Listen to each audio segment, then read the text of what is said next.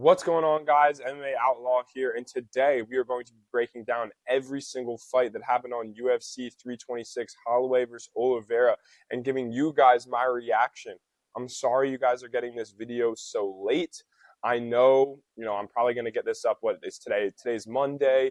I usually like to get these up either Saturday after the event or Sunday the next day, but I've been on vacation playing some baseball, and so haven't been able to, but not wasting any time. Let's get right into it, into the first fight of the night, Luke Fernandez versus Rodolfo Bellato.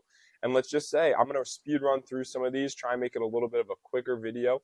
But Luke Fernandez, he looked pretty good coming out there starting. He looked like he was controlling the fight a little bit, throwing some strikes. I know you end up seeing like a higher significant strike percentage from Rodolfo Bellato, but I thought Luke Fernandez started the fight kind of moving forward, looking pretty solid. And then Rodolfo Bellato absolutely slimes out Luke Fernandez. I think he hit him with started with an uppercut, and it was all she wrote from there. Dismantling a prospect. Rodolfo Bellato has not looked that great in his UFC career. With those that I remember telling you guys in the predictions video, right? He's 1-1-1, which is a very, very interesting UFC career thus far. A no contest, a draw versus Jimmy Crute. He had his win versus Ihor Potieria, but I should have known. If this man can survive 15 minutes with Navajo Sterling, then Luke Fernandez is not going to slime this guy out. I know Luke Fernandez had a great regional career, looked great on the Contender Series.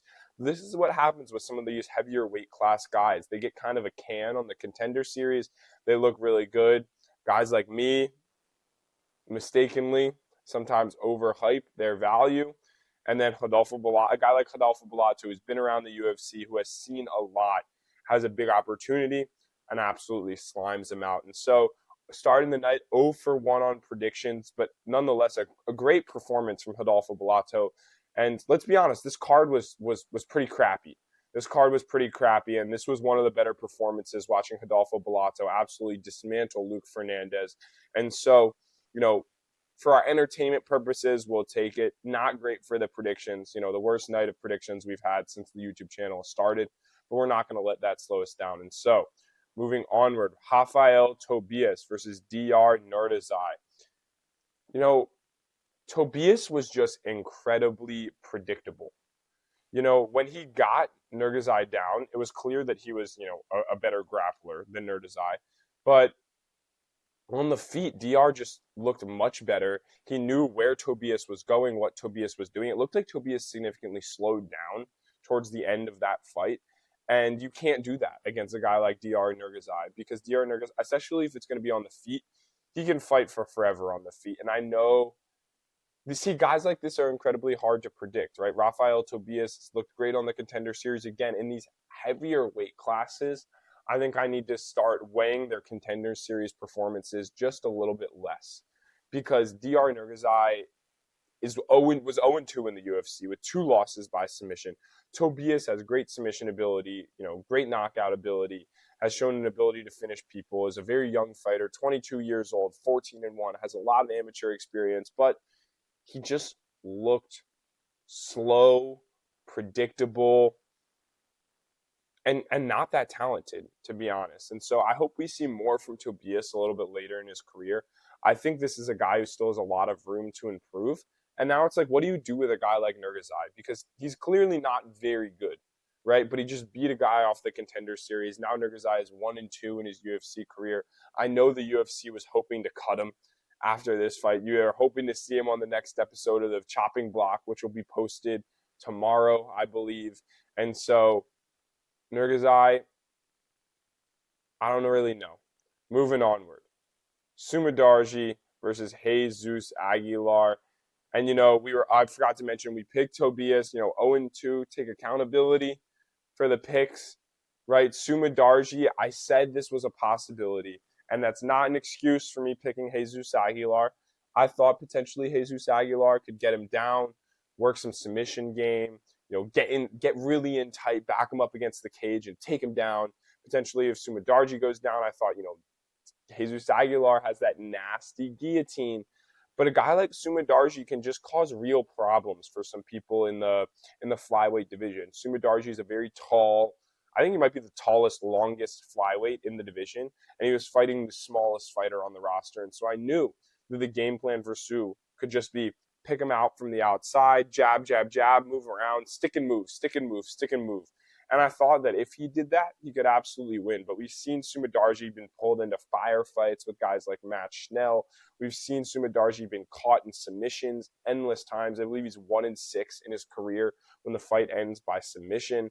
And so I thought potentially Jesus Aguilar had a route to victory here, but he absolutely did not. We saw a great performance from Sue, as in like a great win. But when a guy is that ahead, you like to see him put a little bit more on those strikes. Try and put Jesus Aguilar away, not just stick and move, get some takedowns, right? We saw Sumidarji getting takedowns, which is what I thought was peculiar, right? I thought Jesus Aguilar could potentially reverse some of those positions, find a submission out of some of those positions. But Sumidarji just absolutely dismantled Jesus Aguilar, and that makes us start the card 0-3. Moving onward, Cody Durden versus Tumen Dembarel. Cody Durden versus Tumen Dembarel. Tumen Dembarel, I'm sorry, what is this? What is this interface? I don't like that it's... Yeah, I'm not restarting. Tumen Dembarel is a dirty cheat. Tumen Dembarel is a dirty cheat. Punching him in the back of the head, grabbing the cage, punching after the horn goes, and the ref just gave him a warning every single time. I know I'm salty because Cody Durden lost the fight, and this is kind of what I expected the fight to look like. Cody Durden setting a high pace, trying to go for takedowns. I just thought he would be able to control Tumen Dembarel on the ground. So what I've taken away from this fight is Tumen Dembarel is a dirty cheat. Cody Durden absolutely sucks and deserves to be cut. I'm sorry. Maybe you'll see him on the chopping block. Maybe you won't. But this was a horrible performance from Cody Durden. A not great performance from Tumen Dembarel. I'm not very impressed with either one of these guys. I think we need to put Tumen Dembarel against a real fighter and watch him get slimed out just for the freaking joy of watching a dirty cheat lose. Because punches to the back of the head, like, those really take an effect on people. Punching people after the horn, like, what are you doing? You got multiple warnings. Even if I just thought a point should be taken, even with a point taken, he still would have won the fight. But we got to have some accountability in these fights. We need the refs to step up at times. Tumen Dembarel absolutely dismantled Cody Durden on the ground. Every time Cody Durden got a takedown, it was a reversal of position. I know it only shows 2 reversals, but it just felt like Tumen Dembarel was finding his way on top. And then when Tumen Dembarel got on top, it was elbows, it was damage, and Cody Durden just couldn't really provide that. We saw Cody Durden go for some submissions at times, and these guys are just clearly low level. Couldn't get the hooks in, falling off the back. Just things that you don't want to see, especially in a flyweight bout. Like, these guys are supposed to be one of the more skilled guys in the UFC. Nope. Tumen Dembarel, absolutely horrible. Moving on. 0-4 to start the card, may I add. I don't really want to add it, but I will, just so you guys know. But Ricky Turcios versus Alberto Montes. This fight went exactly how I expected it to. Alberto Montes looks horrible when he is backing up on the feet. But Ricky Turcios is not a 145er. He's not a 135er. He's just awful. He shouldn't be fighting. He says he has this macho fighting spirit, and screams at his opponents just to get absolutely fucking slimed out. Pardon my language, but Alberto Montes with a nasty anaconda choke. We've seen, I believe it was an anaconda. We've seen Alberto Montes with these incredible front chokes, Darce chokes on the regional scene. We've seen him with some rear nakeds, but that's not a front. We've seen him with Darces, anacondas. And when you get in that kind of north-south position, or if you're on all fours and Alberto Montes is able to wrap you up in an anaconda or a Darce, I mean, it is lights out for you. A submission ace in Alberto Montes. It was really fun to watch for me. I always love to watch those submission aces go after it, absolutely dismantling Ricky Turcios. And we had Alberto Montes by decision. And so clap it up for your boy getting his first pick right on the card. It was a rough start to the card, but Alberto Montes gets us on the right track, starting us off on a little bit of a heater. So Alberto Montes by decision, or by submission, my apologies, a great outcome for us and an entertaining fight to watch nonetheless. Moving on, Dante Johnson versus Cody Brundage. Dante Johnson is a horrible fighter. He's horrible. He's great on the ground. He's great on the ground. I mean, he is horrible. You looked like that against Cody Brundage? Against Cody Brundage. Let me start with Cody. Cody is like semi-talented, but also shit. He's really a crappy fighter. He doesn't do many things very well. He takes people down okay. He's okay in the first round. Honestly, I'm surprised Cody Brundage survived after the first round. You guys know I told you to take, the fight to start round 2. That was an absolute snipe here. I was a little bit worried about the over 1.5 that was sitting at plus 140, but that would have been a snipe here too. I told you to take a fight to start round 2 at like minus 120. But Dante Johnson looked absolutely horrible. If anything, I left this fight. I know he won by split decision, but I saw some verdict scorecards that had Cody Brundage winning this fight, and I understood those. And if I can understand Cody Brundage potentially getting a decision win over you, you're trash. You're trash. So thoroughly unimpressed by Dante Johnson. Cody Brundage, will we see you on the chopping block? I mean, what are you, 11-9-1 now? We'll have to wait and find out. The weirdest fight of the night. Cody Garbrandt versus Zhao Long. Mr. Zhao Long looked much better than Cody Brundage in the fight. But you all saw what happened. Multiple groin strikes to Cody Brundage. Cody Brundage throwing up. Absolutely. Or, I'm not Cody Brundage. I'm sorry. I'm a little caught up on the last fight. Cody Garbrandt absolutely throwing up. My man, no love. Just could not keep it inside of him after Zhao Long hit him in the nuts like that multiple times. I mean, come on, Zhao Long. And Cody Garbrandt won round 3. Because of that, I think it was, I almost want to pull up the verdict scorecard, but I'm not going to because I don't have it pre-fired for you guys. But Cody Garbrandt winning the fight because of fouls. Like, Cody Garbrandt, a really interesting career. I'll definitely take it. Cody Garbrandt was an underdog, Mr. No Love himself. But, man, I want to see a scrap out of these guys. Zhao Long, what are you doing? You lost the fight for yourself. You lost it for yourself. It was in your hands. You freaking threw it away. Happy to see Cody Garbrandt, get on the right track. We all love No Love. He's a great fighter. Was a great fighter, and we always want to see him win. But cannot be too happy with that performance from either one of these guys, and really hoping to see Cody Garbrandt in a real scrap next, like we saw in that Pedro Munoz fight. Like, let's see that No Love. If No Love isn't going to be a championship level fighter, let me see him lay it out all on the line, and let me see him freaking scrap it. But we'd love to see Cody Garbrandt beating Zhao Long, getting our third victory of the night. Yeah, now we're moving to 3-4, slowly creeping up to better predictions. And so, my man, RoboCop, Gregory Rodriguez, getting his revenge on Bruno Ferreira. We all remember Bruno Ferreira sliming out RoboCop. And now RoboCop got to do the same thing. It was a very, very similar knockout as well. I saw these knockouts side by side, and I was like, holy shit. Those things are nearly identical. And so you love to see Violent Obama moving up in the rankings. He's looked very, very good in his past few fights. I think we see RoboCop slowly starting to move into title contention. We've seen him beat really, really, really talented fighters. We know he has a lot of power. We know, I know he lost that 5-round bout to, I believe it was to Jared Cannonier. I think RoboCop starts to struggle when those fights go to 5 rounds. I don't think he's a 5-round fighter. I think he's best at 3 rounds. So if he's going to get into a championship level fight, we're going to need to see him improve that cardio just a bit.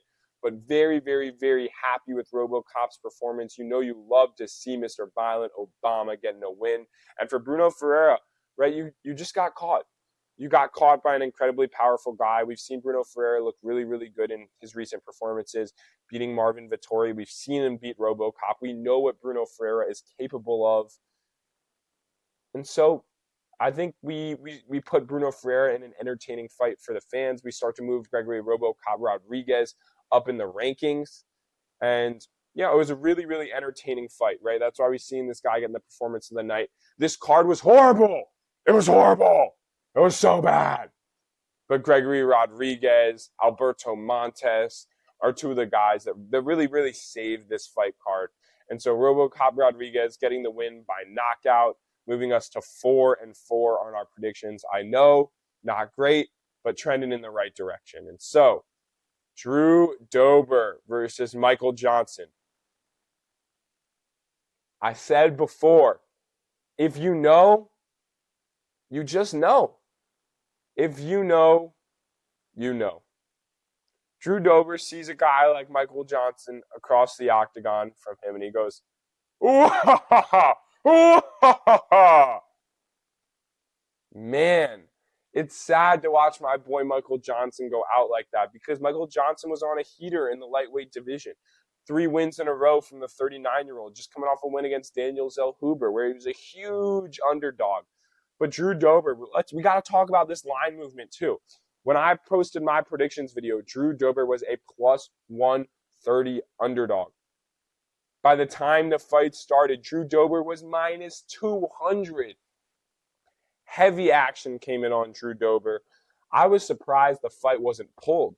The last time we saw line movement like that, we saw the fight pulled.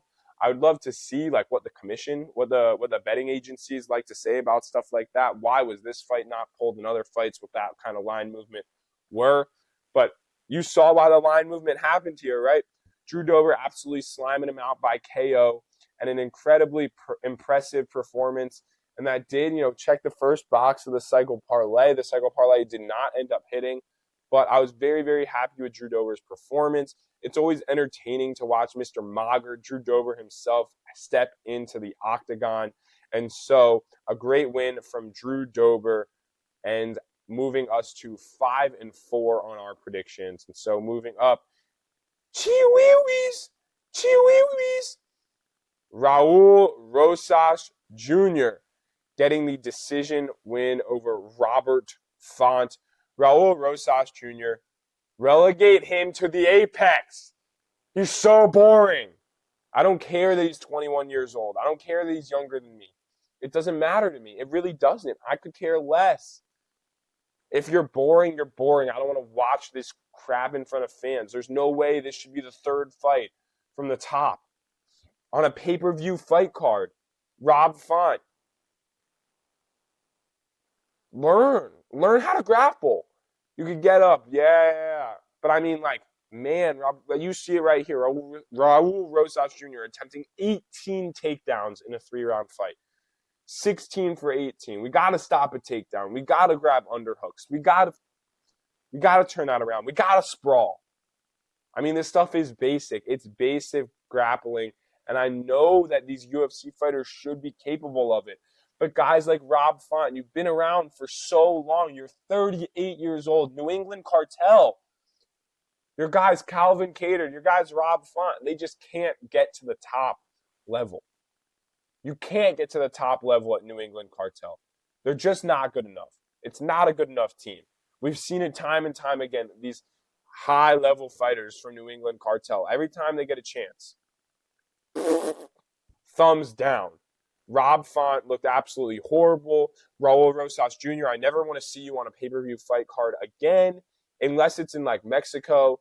Get Raul Rosas Jr. in the Apex. Maybe give him an Apex main event. We'll talk about all the fights to make after this. But Raul Rosas Jr., get him out of here. Moving on.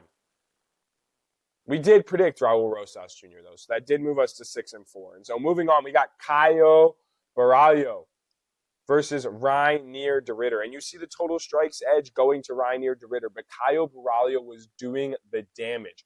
Reinier de Ridder looks like he does not know how to strike. Anytime he fights someone who knows how to strike, he looks absolutely horrible. You saw Caio Baralho hands down, just throwing that left hand, absolutely sniping Reinier de Ridder. And every time Reinier de Ridder would throw out a jab, Caio Baralho would just come over the top and absolutely crack Reinier de Ridder. The commentary was hyping up RDR in that second round. I was with the judges here. I thought Kyle won all 3 rounds. I thought it was very clear which fighter was doing the damage. I thought it was very clear which fighter who just needed it to be on the ground. And you did see when Reinier de Ridder got it on the ground. Not that Kyle Bryan was a bad ground fighter, but you see the capabilities of a guy like RDR. We know he can be very good. We've seen it in the UFC. We've seen it in one championship where he was a 3? I think he was 3, 185, 205, and heavyweight champion, a 3 weight division belt holder. So we know RDR is good, but man, he just looks so sore on the feet. And if you fight a guy like Caio Borralho, who's from that Fighting Nerds team, can be in and out, I thought he was like almost trying to emulate the Protest style in this fight. Just keep him away from you. Make sure you don't go to the ground. But we did see Caio get a nasty takedown in that 3rd round as well, just totally putting the fight in his bag. So we know Caio is a very well-rounded fighter. He is just coming off a loss to a guy like Nassourdine Mavov, but getting himself back on the right track. The Fighting Nerds are back, baby. Caio Borralho with a big decision win against RDR. But again, this should be like in the middle of the pay-per-view. This could even be the headliner of the prelims. Caio Borralho and RDR in a co-main event of a UFC, I'll call it a numbered event now because we're no longer paying per view, right? In a UFC numbered event is embarrassing. It's embarrassing. UFC, get the matchmaking together. We want more than this. We want better than this. And so Caio Borralho, yes, he's getting the decision win, but this should not be the co-main of a UFC numbered event of a pay-per-view. Get this crap out of here. Maybe to open the pay-per-view card, maybe somewhere in the middle of the pay-per-view, maybe even in the prelims. And so, moving on to the main fight, the BMF title. Max Holloway versus Charles Do Bronx. And so that Caio Borralho fight did move us to 7-4 on the predictions. But Max Holloway looks like an absolute freaking squid on the ground. Could absolutely do nothing to get Charles Oliveira off of him. Although, to be fair, we see great defense from Max Holloway. They gave Max Holloway his BJJ black belt after this fight simply off of the defense. And let's just say I do really understand it. If Charles Oliveira has your back for that amount of time and you don't get finished, it is incredibly, incredibly impressive. We saw what happened to a great grappler. Max Holloway isn't even a grappler. A great grappler in Matthäus Gamrot, who just easily, once Charles got him out on the ground, he was a fish out of water. Charles Oliveira easily finished him by submission. And so, very, very good survivability for Max Holloway. But let's be honest. We got to retire the BMF belt. We got to retire the BMF belt because we can't get performances like this for a BMF belt. You know, this was potentially like a title. This really was a title elimination bout, right? If Max Holloway won this fight, I do believe that Max Holloway would have fought the winner of Ilia Topuria versus Justin Gaethje, which was so obviously going to be Ilia Topuria because Ilia Topuria is going to freaking slime out Justin Gaethje. Don't even get me started on this shit-ass White House card. You'll see me making a video about it later today. But Max Holloway looked absolutely like a fish out of water against Do Bronx. Do Bronx with the body lock takedowns. He did the same exact thing against Michael Chandler. You would think Max Holloway was watching film, going to dig underhooks, really find a way to keep him away. But when I reflect back on this pick of picking Max the Blessed Express, he really has only fought strikers in his career. And I thought, you know, the same way he kind of pieced up Ortega and was able to keep him away from him, that he could potentially do to Charles Oliveira. But Charles Oliveira is just way better on the ground. It's just a way better fighter than Max Holloway than Brian Ortega. And so Max Holloway was not able to get the job done. I think one of my big mistakes here is Max Holloway is a volume puncher. And if you're going to be a volume puncher against Do Bronx, it's going to be difficult. It's going to be difficult because Do Bronx is going to throw with power. You know, we saw Do Bronx have success on the feet as well. It's not like Max Holloway was, you know, every time it was on the feet, Max Holloway was winning the fight. No, we saw Do Bronx come in. It was like a head kick that ends up landing with a knee to the dome of Max Holloway. We saw Do Bronx land with power on the feet. We saw Do Bronx trying to finish him in the first 2.5 rounds. Big elbows, wrapping around for submissions. Was unable to finish him. Max Holloway is an absolute maniac, the way he was able to mentally and physically stay in that fight. But Dude Bronx absolutely dismantled him. And so we'll have to see what's next for these guys on our fight where we're on our video where we're breaking down every single fight next for these fighters on this card. And so that was my review of UFC 326 Holloway versus Oliveira. I tried to run through it as fast as I could, knowing that I don't have much time to try to give the viewers, you guys, an opportunity to run through this. I'm really, really sorry for it getting out late, but just kind of two takeaways from this fight card. We got to retire the BMF belt. We got to retire the BMF belt. And two, we need our numbered events to start being a little bit stronger, man. Caio Baralho, Raul Rosas Jr. Like, Raul Rosas Jr. should be a featured prelim if it's not a UFC Mexico card. He should be in the Apex, right? RoboCop Rodriguez, you know, he's a main card fighter because of his entertainment value, right? But some of these fights on the main card, these Caio, I mean, I want more out of numbered events. I don't want my featured prelim being Cody Garbrandt versus Zhao Long. Even though I love No Love, even though I love Cody Garbrandt, right? I expect more from the UFC. I want more from the UFC. I want these events to be better. And let's be honest, UFC 326 was absolute shit. It was a horrible fight card. And if you like videos just like this, you know, make sure you leave your comments down of what you thought of this fight card. And if you're enjoying the content, like and subscribe MMA Outlaw TV on YouTube, on Instagram, on TikTok. And so I'm looking forward to you guys seeing my reaction to the White House card. That'll be dropping later today. I'm sorry again for the late video drop, but everyone have a good rest of your day. I hope you enjoy the content. Like and sub, and peace.